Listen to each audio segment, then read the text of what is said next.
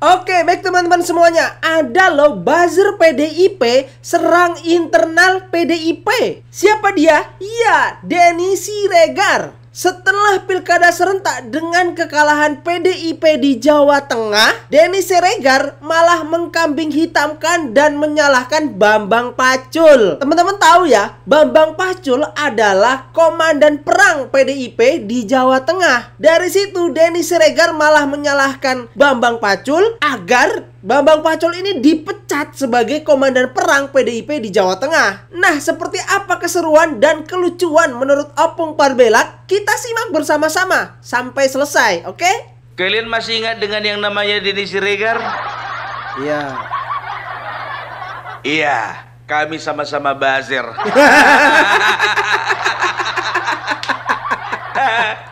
Kalau dia buzzer PDIP, kalau orang-orang bilang aku buzzer Mulyono. Dan lebih ngeri lagi, mereka memanggilku sebagai ternak Mulyono. Penjilat kelas atas. Penjilat kelas atas. Tapi bagiku nggak masalah, nggak masalah sebagai penjilat. Yang penting yang dijilat menang. Itu paling penting. Daripada udah capek-capek penjilat yang dijilat kalah. Udahlah bro, sama-sama penjilatnya kita. Ya kan?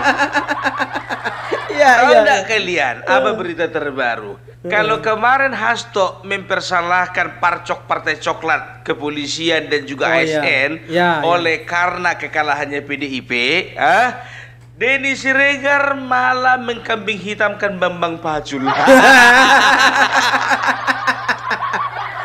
Loh kok iso Pung? Kok iso? Mana mungkin dia mengkambing hitamkan Bambang Pacul Pung, sedangkan dia sendiri pun juga sama-sama di PDIP.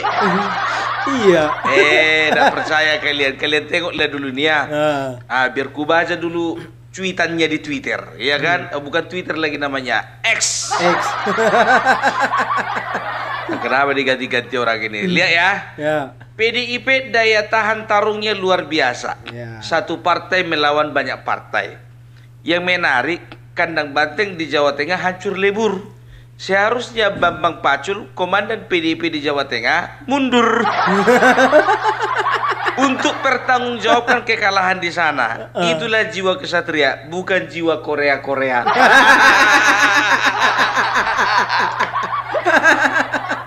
Denny Siregar, ku bilang sama kau, berarti lebih bermartabat yang namanya Hasto daripada kau. Kenapa itu? Karena apa? Hasto mempersalahkan pihak luar, kok kau mempersalahkan orang dalam? Kenapa? Udah pecah kongsi kalian ya?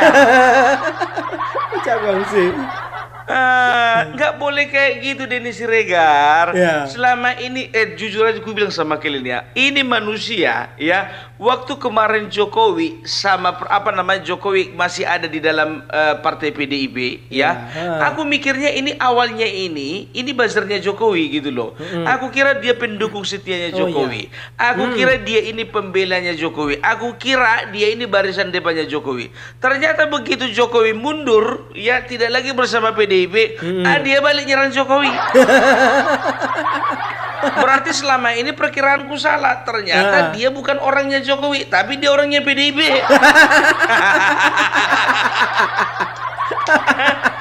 Tapi sekarang jujur aja aku bilang, beberapa kali cuitannya di Twitter, di media sosial X, itu mempersalahkan orang-orang PDIP. Kenapa Denny mau menjilat lagi?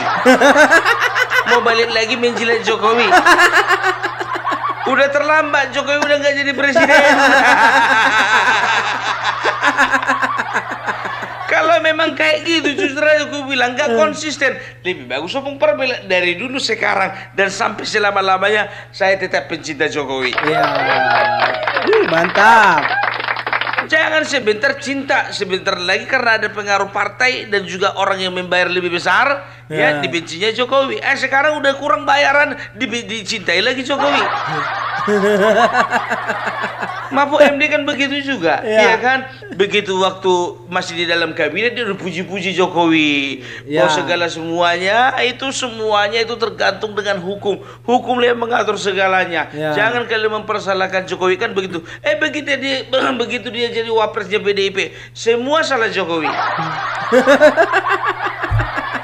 Pemerintahan Jokowi adalah pemerintahan yang paling bobrok untuk masalah penegakan hukum. Sementara dia Menko Polhukam di zamannya Jokowi.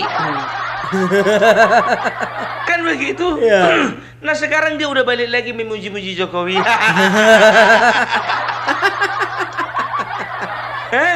Kemarin muji-muji Prabowo. Ya kan? Sekarang udah agak lunak sama Jokowi. Aduh, Pak Mahfud MD, gimana sih? Kalau memang konsisten, kau itu sebagai orang di barisannya Jokowi, tetap dong pegang teguh prinsip. Jangan gara-gara tergiur, gara-gara jadi wapres, ya kan? Maka segala sesuatunya itu dibutakan, kan begitu. Ternyata apa? Kemarin gak jadi wapres, sekarang juga gak jadi wapres, kan? Itu dia, kalau Allah tidak berkehendak, belum berkehendak, sampai kapanpun kau gak akan jadi wapres. Udahlah, kalau memang misalnya alam semesta menghendaki kau hanya sebagai paling tinggi Menko Polhukam, udah itu terima aja. Mentok Menko Polhukam. Mau bilang apa kau sekarang? Main YouTube juga ya kau kan? Jadi sama kita. Cuman beda follower doang. Iya. Itu dia. Jadi sekarang ku tengok orang di dalam PDIP sudah mulai pecah, bisa dikatakan bukan pecah secara organisasi, tapi sudah pecah kepercayaannya terhadap Bambang Pacul ini. Apalagi orang-orang di Jawa Tengah. Kita lihat dulu komentar-komentar yang menanggapi cuitannya si Denny Siregar ini. Ya, apa dibilangnya? Mana dia ini? Ya ini dia. Komandannya kebanyakan drama Korea. Kalau sadar diri dari sejak Pilpres yang mundur. 2 kali Jatim jebol, komandannya takut ikut perang. Malah ceramah sana sini, ngomong susah lawan orang baik. Gila nih. Gila nih. Jadi orang ini ternyata banyak yang mempersalahkan Bapak Bambang Pacul. Kenapa di saat yang lain kawan-kawannya menyerang, kenapa yang ini nggak mau menyerang Jokowi? Kenapa gitu loh ya? Jadi harapannya orang-orang di Jawa Tengah secara umum di Indonesia ini kepengennya yang namanya Bambang Pacul sama-sama juga yuk menyerang sama seperti si Hasto, Masinton, Deddy Sitorus. Ya. Jadi artinya apa? Mereka ingin melihat sebetulnya karakter Banteng yang asli sebetulnya. Mana ada Banteng kayak gini? Kemana Opung nih? Aduh.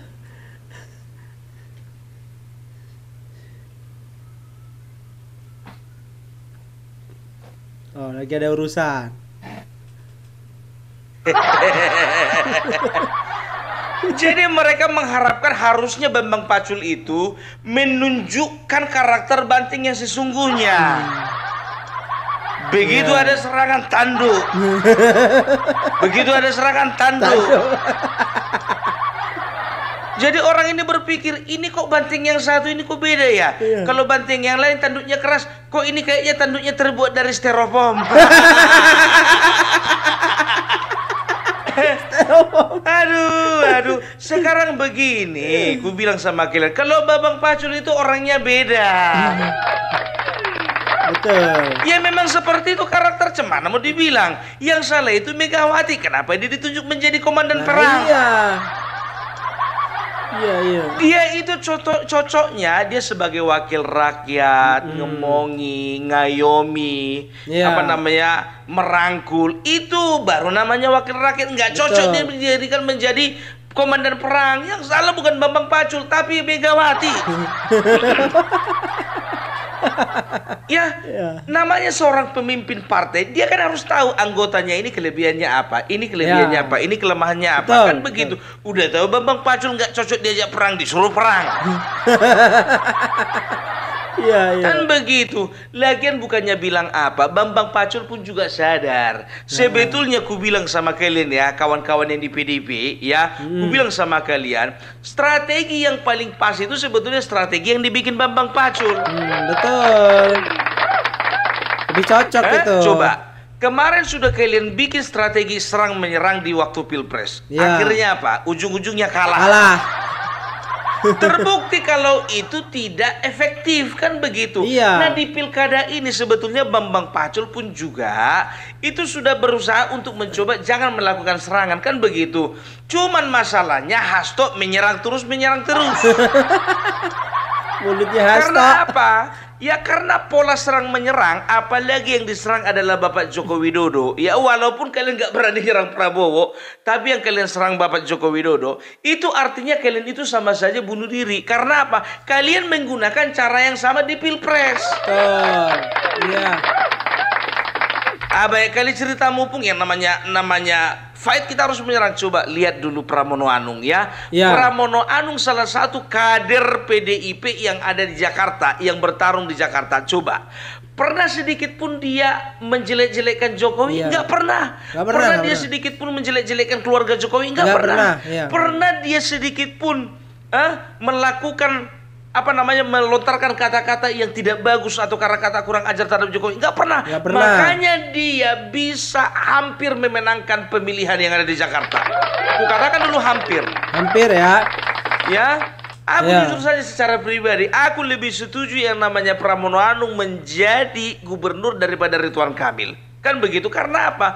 Secara dari karakter, kedekatan dengan Jokowi, ya, begitu juga dengan pola-pola kampanye yang selama ini nggak pernah menyerang Jokowi. Aku yakin ini orang adalah orang baik. Sama Pramono Anung dengan Bambang Pacul, tanduknya sama-sama terbuat dari styrofoam. Cemana mau dibilang lagi? Ya. Kalau banting yang dua ini beda ya. Jadi kalau ku bilang sama kalian, kalau kita contoh begini, ini dalam trik marketing ya, ini trik marketing. Kalau kita ingin kalau kita contohnya ya, kalau kita misalnya punya produk ya, beberapa tahun yang lalu, katakanlah 10 tahun yang lalu, kita berdiri aja di mal-mal kasih flyer. Ya berdiri di jalan-jalan kasih flyer, ya berdiri contohnya misalnya di fasilitas umum kasih flyer sama orang. Waktu itu mungkin banyak akan orang mengenal produk kita, tapi itu nggak bisa lagi dipakai sekarang karena apa? Orang udah main media sosial. Betul. Iya. Cara promosi 10 tahun yang lalu nggak bisa dipakai sekarang, kan begitu. Jangankan 10 tahun yang lalu, mungkin ada beberapa item, ya ada beberapa hal dari promosi kita yang kita pakai tahun lalu itu belum tentu efektif kita pakai sekarang.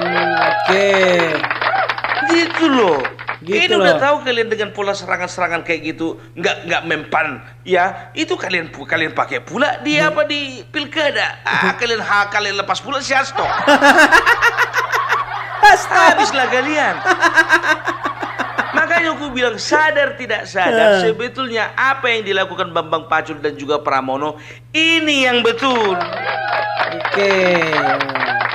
Gitu.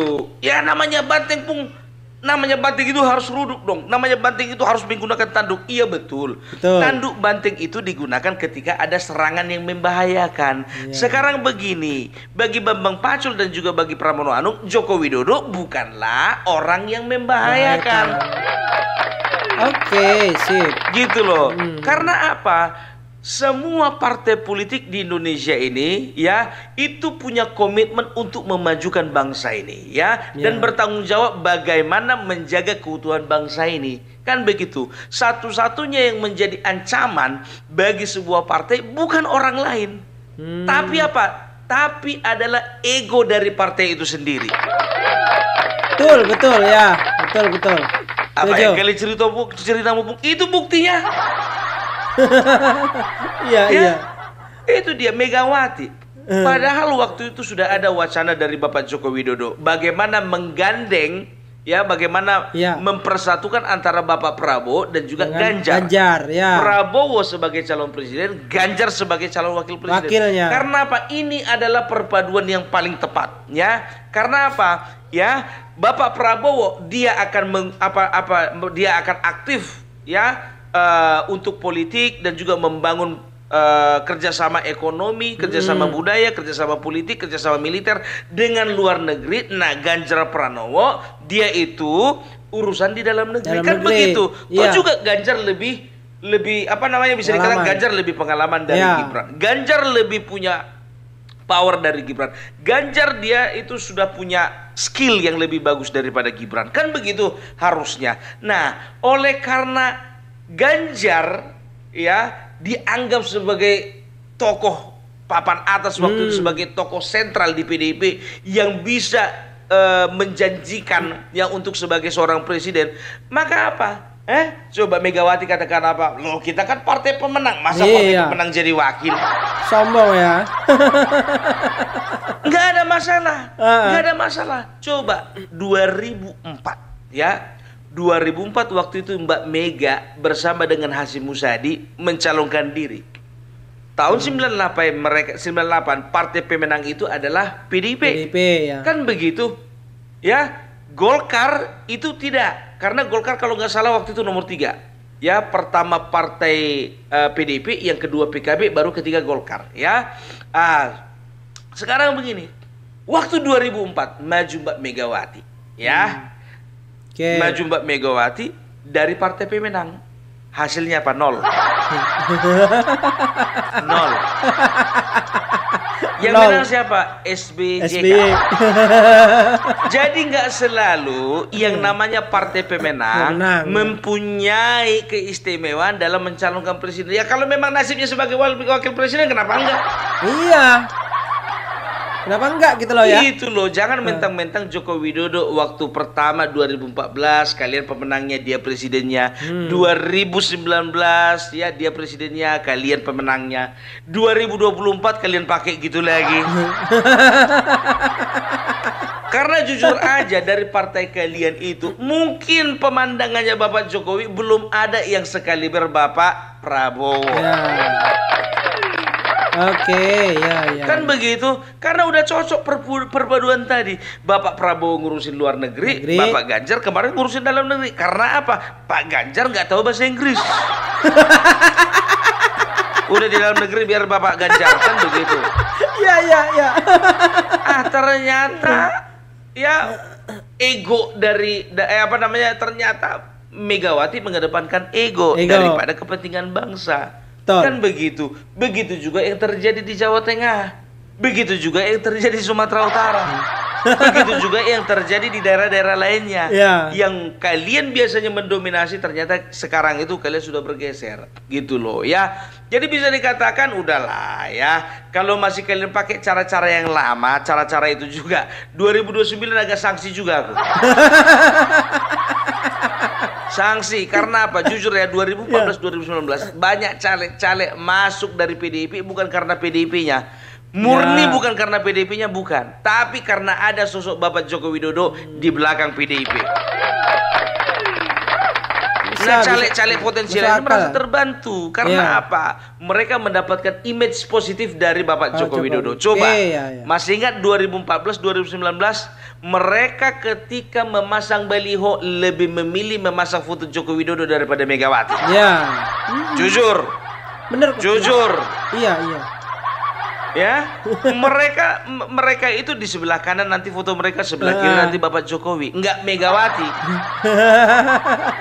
Gitu. Jadi Ibu jangan terlalu, Ibu cuma 2 tahun yang memerintah Indonesia ini, kayak perasaan udah 20 tahun. Semuanya itu Bu ada batasnya, gitu loh ya. Dan juga biar tahu kalian ya, ada banyak orang-orang yang mempersalahkan Bambang Pacul karena apa? Karena dia dinilai kurang all out gitu loh ya. Bisa dikatakan dia kurang total. Sebetulnya dia bukan kurang total, tidak ya. Dia itu dia ingin menerapkan strateginya sendiri. Coba bayangkan kalian, jujur aja aku bilang, bulan lalu ketika ketika survei elektabilitas ya pasangan Andika Perkasa dan Ahmad Lutfi, aku di situ ragu. Ini Andika bisa menang ini. Karena apa? Ku tengok surveinya itu sudah agak mulai di atas Ahmad Lutfi. Ya kita nggak tahu lah bagaimana kredibilitas dari lembaga survei yang mengeluarkan angka tersebut. Tapi aku lihat juga di lapangan seperti itu gitu loh. Aku lihat di lapangan seperti itu. Aku tengok kok orang banyak ya. Simpati bukan cuman sama Andikanya saja, tapi orang simpati juga terhadap Bambang Pacul. Kan begitu. Ya Bambang Pacul mereka melakukan politik yang santun. Andika Perkasa kan begitu juga. Andika Perkasa kayaknya nggak pernah tuh, hampir nggak pernah dia mengeluarkan statement-statement yang menyerang Bapak Jokowi, yang menyerang keluarga Bapak Jokowi. Karena aku tahu sendiri bahwa Andika Perkasa itu pernah dulu menjadi ajudan presiden. Dan juga sebagai ajudan presiden, dia sudah pasti tahu ya bagaimana seorang Joko Widodo, bagaimana karakternya, bagaimana kesehariannya, bagaimana hatinya, bagaimana pola kehidupannya. Makanya coba lihat sejak kampanye, ada pernah dia menjelek-jelekan Jokowi? Nggak berani, karena itu bertentangan dengan hati nuraninya. Andika Perkasa, aku bilang sebetulnya dia orang baik juga, orang bagus juga. Tapi di atas dia kan ada yang lebih bagus, Ahmad Lutfi namanya. Kan begitu. Sebetulnya kalau bukan gara-gara serangan-serangan dari Deddy Sitorus, Megawati, dan juga dari Hasto. Dan juga kader-kader lainnya, kukira yang namanya Andika Perkasa bisa menang tipis melawan Ahmad Lutfi. Bisa jadi ya, bisa menang ya. Kan begitu. Nah sekarang kan kembali semuanya ke tangan rakyat. Kan yang menilai rakyat, yang memilih rakyat. Cuman masalahnya rakyat akan melihat image dari calon tersebut.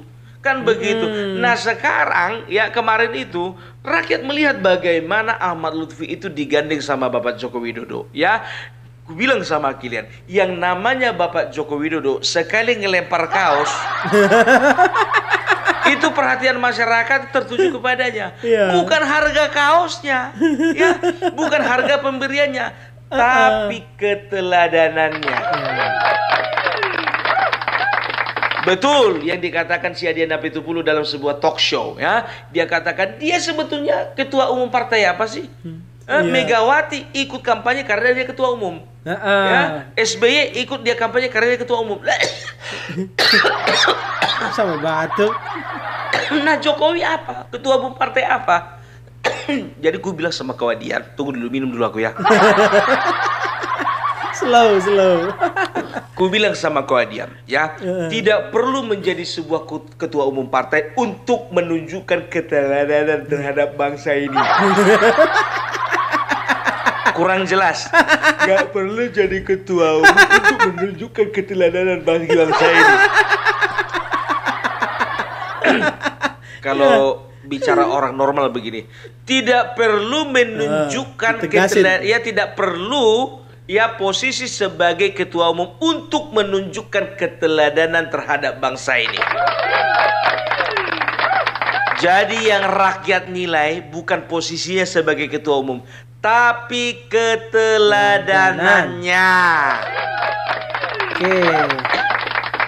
Nah, itu dia, 1000 kali kau berkoar di situ di televisi. Megawati ketua umum, Megawati ketua umum, Megawati ketua umum, Megawati ketua umum, mulai dari pagi subuh sampai malamnya. Ya, itu nggak akan berpengaruh kepada masyarakat kalau masyarakat melihat tidak ada keteladanan dari ketua umum yang kau bilang tadi. Gitu loh. Ingat Indonesia. Ya, Indonesia itu terdiri dari orang-orang yang lebih mengedepankan etika, mengedepankan keteladanan, mengedepankan akal dan pikiran, dan mengedepankan hati ketika memilih seorang pemimpin. Itu dia. Jadi cara-cara yang kayak gitu kalau udah nggak bisa dipakai, jangan dipakai gitu loh.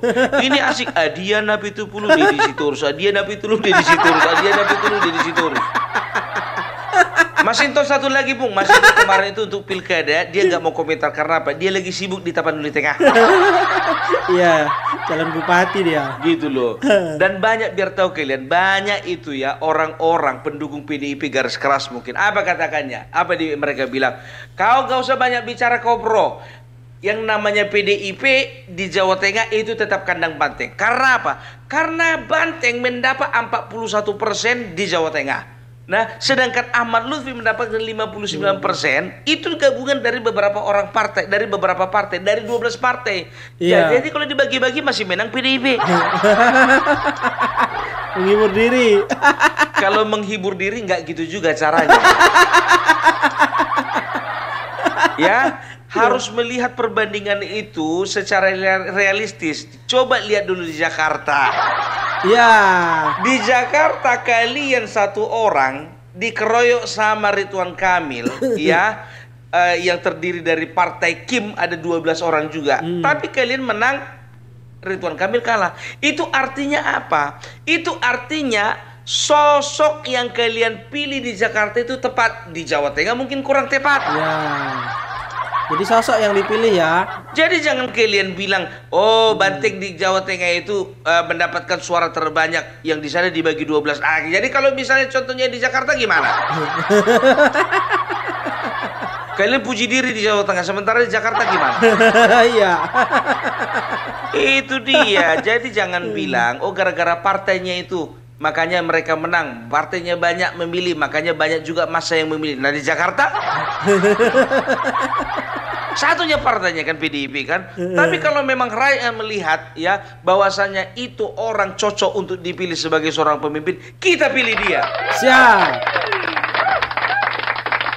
Begitu ya. Jadi ku bilang sama kau Denny Siregar, banyak-banyaklah kau minum kopi. Supaya apa? Supaya terang matamu. Seruput dulu katanya. Kau ya? jangan menyerang ke dalam. Belajar dulu kau sama Hasto, menyerang keluar. Iya. Walaupun Bapak Jokowi bukan lagi presiden, serang terus. Walaupun Kaisang juga bukan lagi dianggap anak ingusan, serang terus. Walaupun mereka menganggap tidak ada wakil presiden, Gibran serang terus. Iya. Ini yang kau serang orang dalam, wah. Agak lain aja kerja. Dan tahu enggak kalian, banyak pendukung PDIP yang menilai yang namanya Bambang Pacul itu bermain dua kaki. Ya gitu dia, bermain dua kaki. Sebetulnya dia bukan bermain dua kaki, bukan. Ya, dia itu sedang mau menerapkan, dia hampir saja menang dengan menerapkan strateginya dia. Cuman hancur dibikin elit PDIP yang menyerang. Kan begitu. Makanya ya udah, dia pun diam aja lah, apa mau dibilang. Kan begitu. Nah, tahu enggak kalian, banyak pendukung-pendukung PDIP yang ada di Jawa Tengah itu menekankan dan juga meminta atau memaksa Bambang Pacul untuk mundur. Mundur. Ku bilang sama kalian, kalian suruh mundur Bambang Pacul, Gerindra siap nampung. Ya.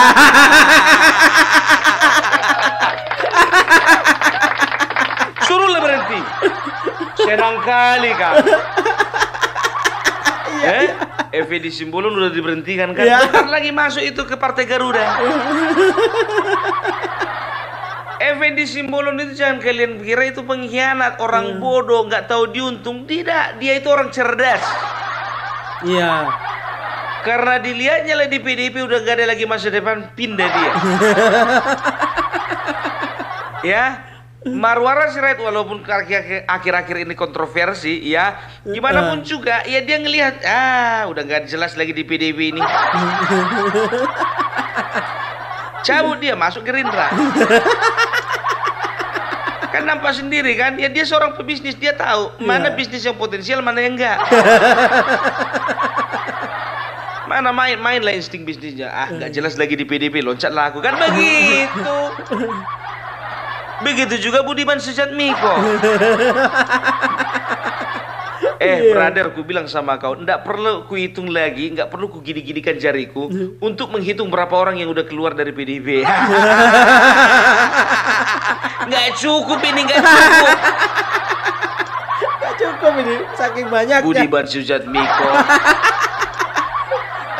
Ya, setelah itu Marwarar Sirait, sekarang Effendi Simbolon, belum lagi yang di Kalimantan, belum lagi yang di Bali, belum lagi yang Sumatera Utara, belum lagi yang di Sumedang, belum lagi Jokowi, belum lagi Gibran, belum lagi Kaisang, belum lagi Bobi Nasution. Bayangkan Kaisang bawa berapa orang, Gibran bawa berapa orang, Bobi Nasution bawa berapa orang. Ya, semuanya kemana? Semuanya keluar. Ada yang masuk Gerindra, ada yang berpolitik berpolitik individu, kan begitu. Sudahlah ya. Kalau memang saat ini eranya Garuda, ya relakanlah. Gitu. Ikhlas gitu ya. Jangan terlalu sombong lagi. Oh, dipilih kami menang, dipilih kami menang. Dipilih menang, pilpres kalah. Pilih menang, pilkada kalah. Jadi dari sini kita dapat pelajaran. Ya, ingat, ku bilang sama kalian, kesuksesannya PDIP tidak bisa lepas dari Joko Widodo. Karena apa? Kita lihat 2 kali pileg 2014 2019 menang total. Ya, 2024 walaupun merosot 20 masih menang. Karena apa? Masih ada efek Jokowi. Pilpres udah nggak ada lagi efek Jokowi karena Jokowi ada di seberang. Ya, kalian tinggal kalah kalian. Begitu juga pilkada. Ya, pilkada porak-poranda kandang banteng. Karena apa? Jokowi udah nggak di dalam lagi, udah ke seberang. Ini pukulan telak loh bagi mereka sebetulnya PDIP. Pukulan telak. Jawa Tengah itu bisa dikatakan itu bukan cuman kandang, itu gudang. Gudangnya. Itu gudangnya banteng, bukan cuman kandang. Kandang bisa kita katakan lah paling kencang 10 atau 20. Ini gudangnya, markasnya. Kan begitu, bisa hancur, bisa tumbang gitu loh. Ya, di Sumatera Utara, sebagai orang Sumatera Utara, aku begitu juga. Yang kulihat gitu loh, orang sekarang itu sudah nggak peduli lagi partainya apa. Dia rakyat ini melihat sosoknya. Makanya ketika kalian memiliki seorang sosok yang bisa menjadi panutan, teladan, dan juga menjadi sosok yang perlu untuk di-follow, diikuti, jangan kalian sia-siakan. Betul, jangan disia-siakan gitu loh ya. Ku bilang sama kalian, cukup Effendi Simbolon yang kalian pecat. Sempat kalian pecat yang namanya Bambang Pacul, habis kalian. Habis. Gitu loh ya. Makanya aku bilang ini dikit-dikit pecat. Sekarang kalau boleh adil-adilan ya, coba jangan cuma Effendi Simbolon. Kalau bisa pengurus partai yang lainnya juga yang membelot itu coba juga diusut tuntas dulu itu. Iya, banyak loh. Di kabupaten kami, Kabupaten Tobasa, calon dari PDIP yang juga pengurus di PDIP ya malah mendukung Bobi Nasution. Ya, kasih bocoran. Sekarang nggak ada itu surat pecatan itu, coba pecat dulu kalau berani. Ya, ku bilang sama kalian ya, jujur aja ku bilang ya, banyak loh sebetulnya di partai PDIP orang-orang pengurus-pengurusnya itu, walaupun mereka itu berkiprah di PDIP, hatinya masih hati Jokowi. Betul, benar. Masih. Coba lihat di Jawa Tengah. Itu yang pertama. Baru kelompok yang kedua, tahu enggak kalian? Kelompok kedua adalah kelompok yang sudah terang-terangan mengatakan bahwasanya kami dukung Jokowi, kalaupun kami dikeluarkan kami siap. Itu dia. Jadi yang pertama itu orang yang masih di dalam hatinya masih Jokowi. Yang kedua, mereka itu menyatakan sikap kalaupun ada risiko diberhentikan mereka siap. Ya, golongan ketiga dari kemarin-kemarin sudah keluar. Marwarar Sirait, Budiman Sujatmiko dan yang lain sebagainya. Itu dia. Kalian sendiri membuat kapal kalian karam. Oke, jadi itulah dulu dari Opung Parpelak. Mudah-mudahan kalian bertobat. Kalau nggak bisa bertobat, ya berobat. Salam NKRI harga mati. Oke, baik teman-teman semuanya, itu tadi ya. Gimana keseruannya? Silahkan tulis di kolom komentar. Terima kasih. Wassalamualaikum warahmatullahi wabarakatuh.